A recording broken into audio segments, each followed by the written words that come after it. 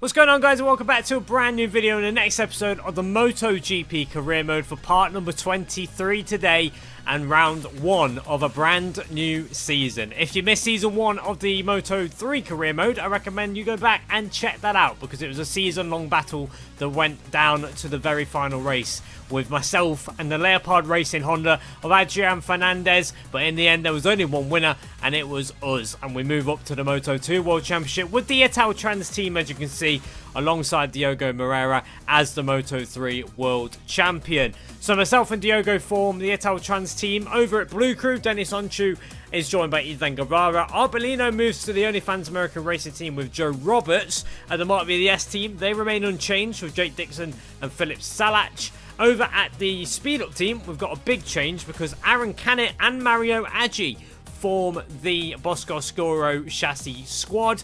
Over at MSI, Garcia and Ortola. And over at Dynavolt Intact, Senna Agius is joined by Vietti, who replaced the MotoGP bound Manuel Gonzalez. Barry Baltus is joined by Colin Vaya, who replaces Aaron Canet.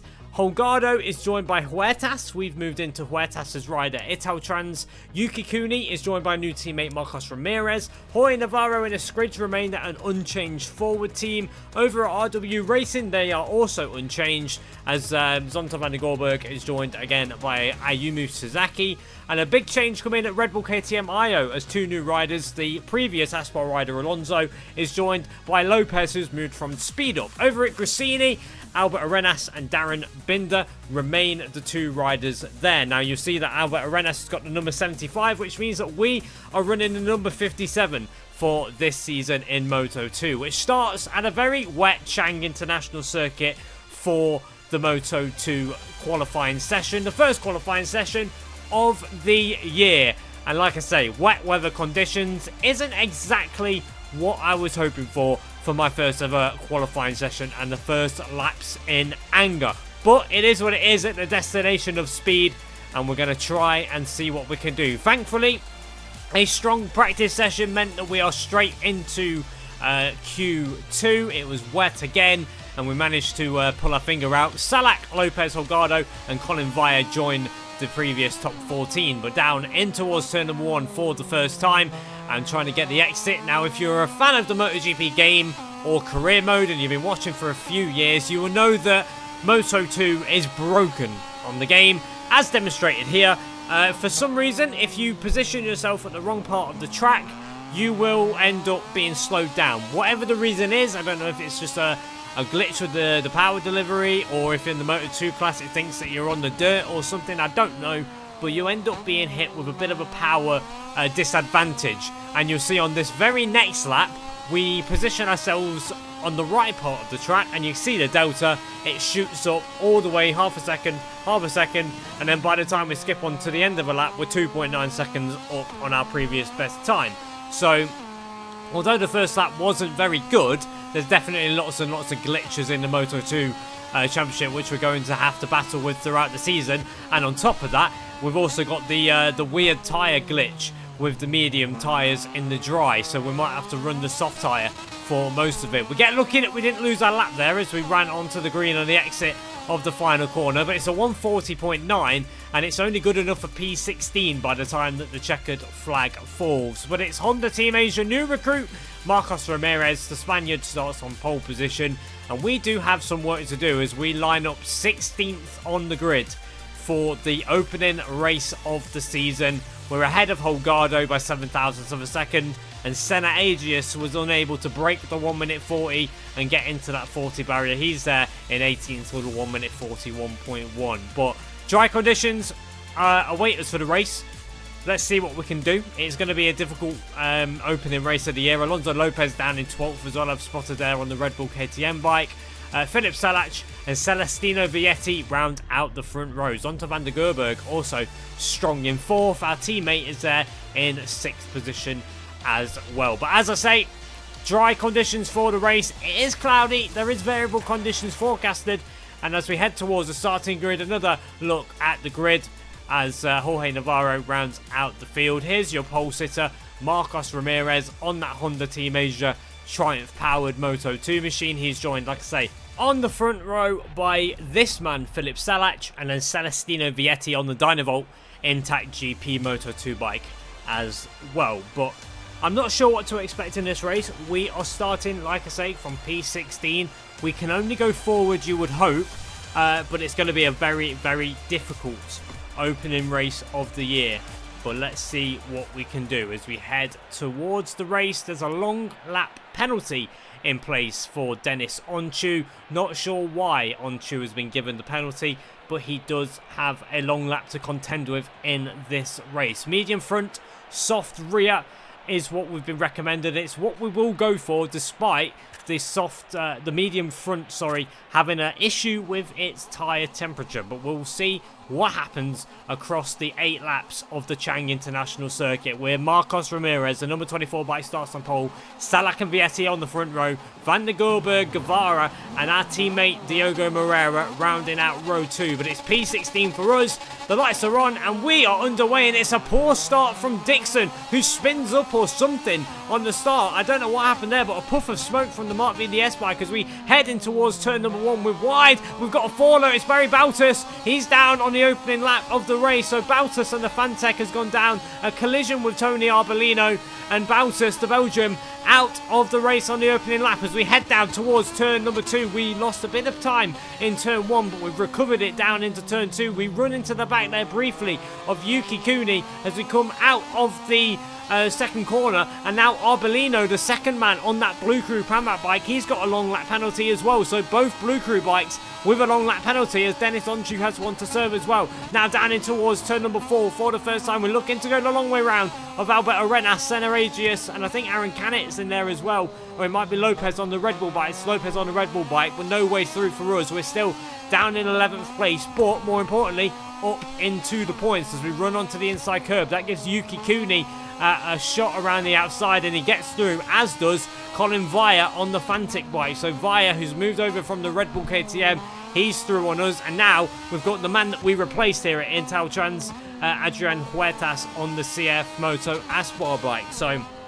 it's going to take a while to get up to speed with all these rider changes, but we will do our best. We clip the inside curb at turn 1, pick up a track novice warning, and that invites Adrian Huertas with a good run down the straight to try and get a move done in towards turn number 2, but I don't think he's going to be able to slip through as we're later on the brakes in towards turn number 2. And even then for us, it's early on the brakes because we have no tyre temperature in the front tyres, so we have to brake a little bit earlier to make sure that we try and stop the bike as we now go side by side with Cooney. And then there's the glitch in full effect as we blast past 3 riders, and we're now into P9, but wide at turn 4, and all them 3 riders come steaming back through via Agius and Arenas. We've got a rider doing a long lap. It's Dennis Onchu on the Blue Crew Pramac bike. He's going to come and filter out right in front of us, actually, and we have to kind of chop out the throttle a little bit to make sure that we didn't run into the back of the Turkish rider. But Onchu done his long lap. We've now got irresponsible riding warning for Alonso Lopez further up the field, so I'm not sure what happened there with him, but Onchu's done his long lap and he comes out on the brink of the top 10, so not too bad for him, and I'm sure he'll work his way forwards as this race continues. We're only on lap number 2 of 8 laps of the Chang International Circuit. It's Marcos Ramirez leading, Salac second, and Vietti third. It's your front row that remains unchanged, but we're in deep.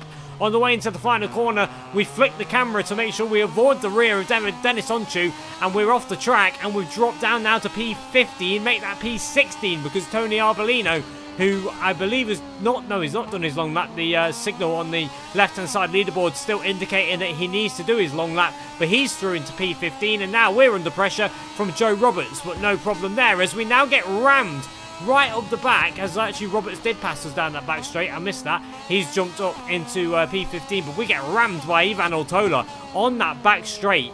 Absolutely no mercy from the former Moto3 rider. So Roberts, Ortola and Dixon all through, but you might have spotted there on that previous lap, the rain is starting to fall and it's just caught somebody out at turn number 1. It's Zonta van der Gerberg, who has crashed out of the race from a position inside the top 10. We get rammed by Darren Binder on the Grassini bike as we head towards turn number 2 for the 5th time and the first time in these conditions, so we need to be careful as we get very, very gingerly on the brakes, but we do close up a little bit to Jake Dixon and Ivan Ortola. We're going to stand the bike up, try and get the power down, and try and not get caught out by the glitch, which we do, but we do lose a little bit of time in the process for the rest of the lap, and now we are passed by Darren Binder. So at this moment in time, as the red flag comes out, I was about to say we are sinking through the pack like a stone, but we have a red flag, and more importantly, a restart to the Moto2 race here in Thailand, and we're now better suited because we get conditions that we're actually not too